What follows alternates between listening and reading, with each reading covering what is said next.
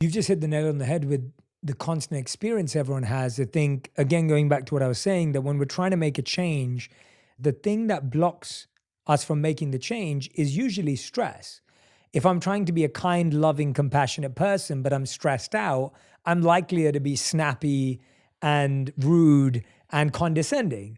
If I'm trying to be healthier in my diet, but I'm stressed out or burnt out, I'm going to reach for the sugary food or the carbs and the fat. Like, that doesn't come from anything else but stress. To take away the feeling. To take away the feeling. Take away the feeling, right? Yeah. So let's get real clear, because I think it's important for people to understand when we're talking about Please. stress and we're talking about living in survival.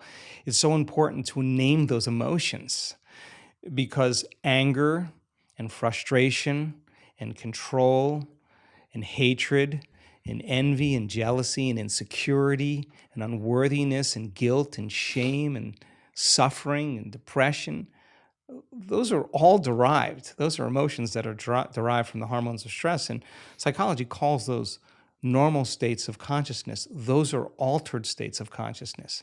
Because in stress, the physiology is that we're knocked out of homeostasis. We're knocked out of balance because we're perceiving some threat, some danger, some emergency.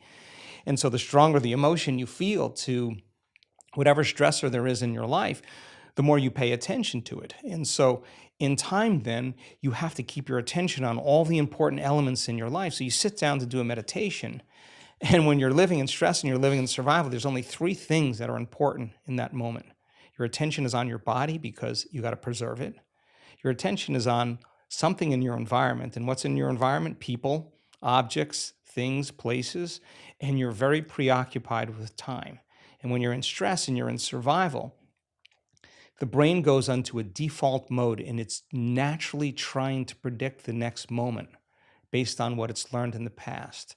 And so as you always try to forecast the future based on your memory of the past, you can't be in the present moment, right? So, and yet our model of change, what we discovered is that the only way a person can change is when they get beyond their body, they get beyond all the elements of their environment, and they get beyond that predictable fusion of familiar past, and they sink into the present moment, which is the unknown.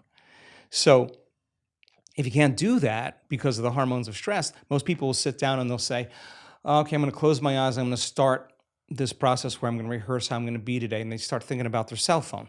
They start thinking about all their emails, and they start thinking, I can't meditate. There's something wrong with me. It's my mother's fault, and they actually believe that thought to be the truth. And then they get up and they actually reaffirm it, and they say, I can't meditate. Now,